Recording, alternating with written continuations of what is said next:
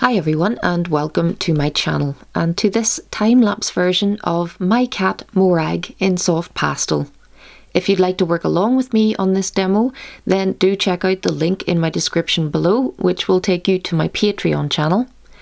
And also, this piece was featured in The Artist magazine. I'll also add links to where you can purchase this magazine in the description below. But if you enjoy this here, then please do hit the subscribe button, check out all my other playlists, and then if you'd like to learn even more, do visit me on Patreon.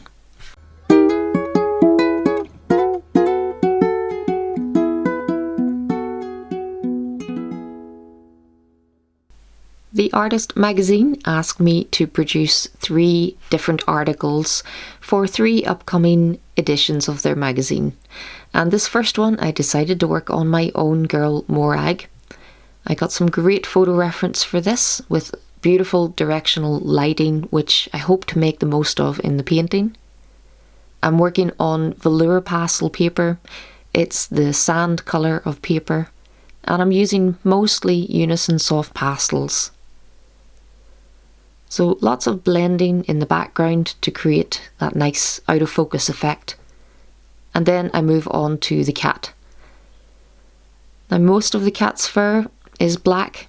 There are some lovely patches of pattern and colour.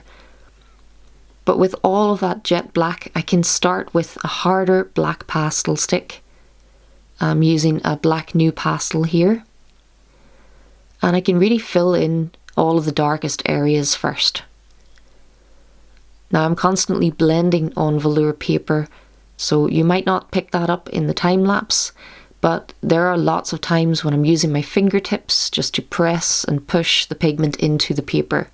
That's something that you really want to do on velour paper, just to make sure that all of that pigment sticks to the fibres and your pastel doesn't want to fall off. So I particularly love velour paper. I've used it for many years. It's got a very soft, velvety feel to it, and it really divides opinion because some people really don't like the feel of it. But I find it such a joy to work on in comparison to some of the rougher, sanded papers which can start to wear your fingertips away.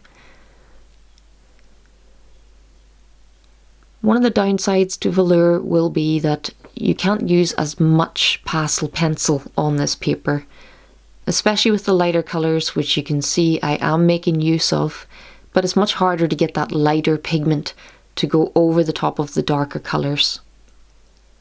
So instead, I really make use of my pastel sticks.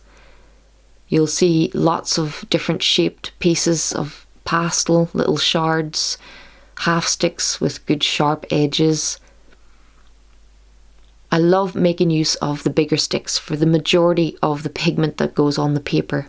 You get such vibrance and such a strength of colour that I just don't think I can match with the pencils. So it's always worth that extra bit of effort to me to find a little piece of pastel with just the right edge to make the smaller marks.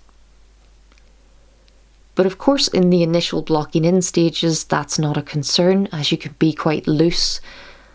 And it's only really when you're trying to add that upper layer of detail where you're searching for smaller edges in the pastels, or you're perhaps making use of some pastel pencil too.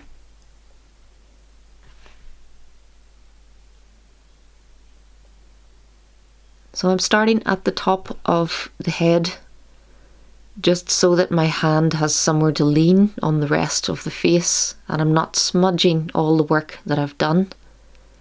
And then I can start to move gradually down the face.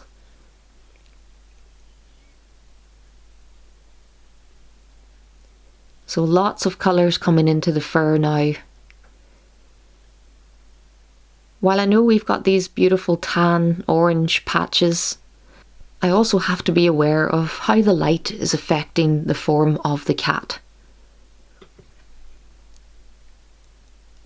We've got a lovely almost backlit effect happening at the top of the cat. All those little light coloured hairs that are just catching the sun that's coming from the other side. And this side of the face is almost entirely in shadow. So I have to try and use colours that can give that effect, and that's why I'm bringing in some blue tones over there and saving all of my brightest highlights, which you'll see in just a bit, for the right side of the face where we've got a lot of light catching that outer edge.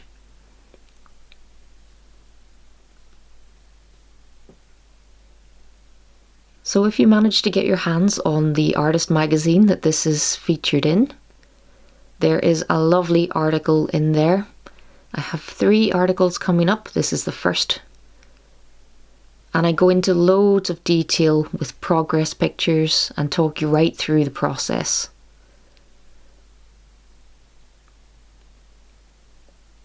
And then if you fancy having a go, like I said at the start of the video, you can check out this full real-time tutorial.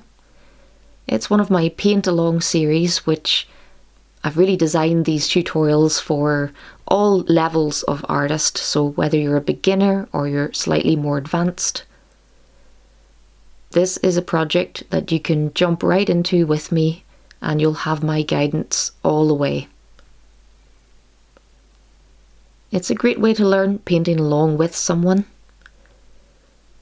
and I hope that I can pass along many techniques in this one small piece. I always try to choose images for demos that are a little bit challenging, or at least give me some interesting things to teach about in my tutorials. And in this case, it's really all about the lighting. We've got an unusual side profile. It's not often that I get to paint a side profile, but they can be really effective in a portrait, and it really suited my cat Morag, who she has a little bit of an intense stare when you're looking at her head on, so she looks much more endearing from the side.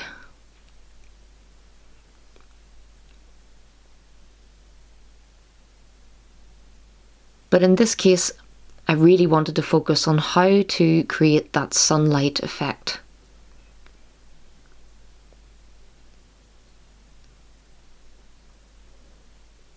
And you can see just on the right side of the face that I've added that outer edge of my brightest value, pure white.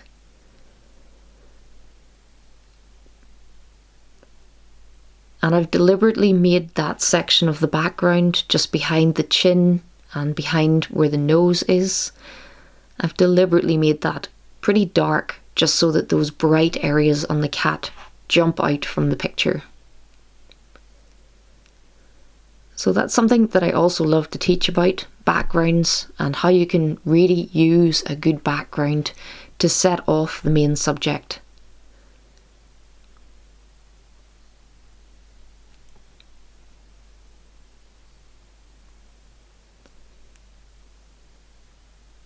So making use of pastel pencil a little bit just to work on some of the finer edges,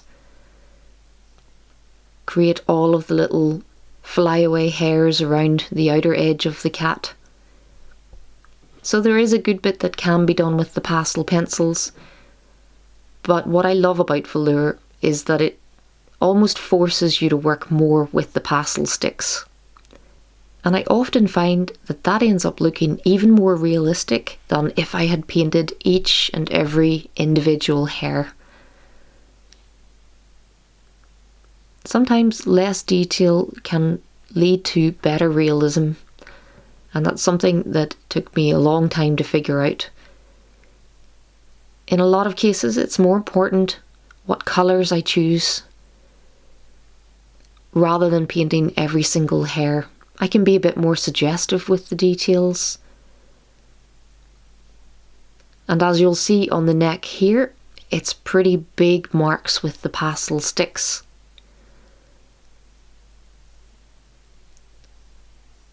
With all of that detail on the face and in around the eye, the main focus of the portrait, I can put a little less detail on an area like this.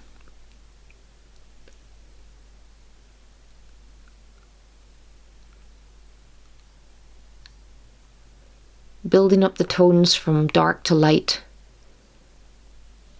making sure I add lots and lots of layers of those little marks, making the fur seem convincingly thick.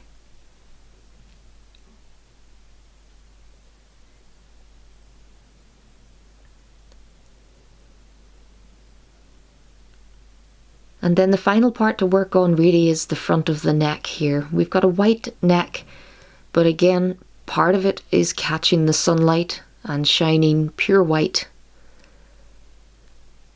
whereas other parts are very much in the shadows. And I was really looking forward to bringing in some vibrant splashes of colour in this part.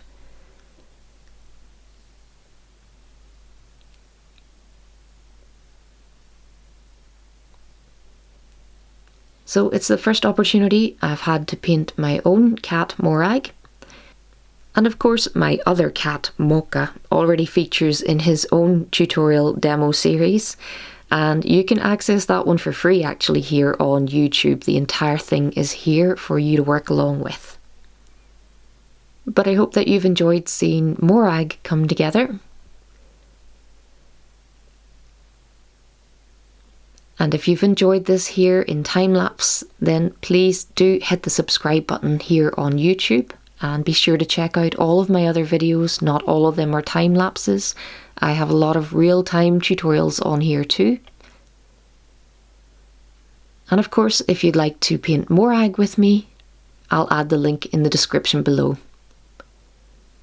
But thanks very much for watching here, and until next time, happy pastling.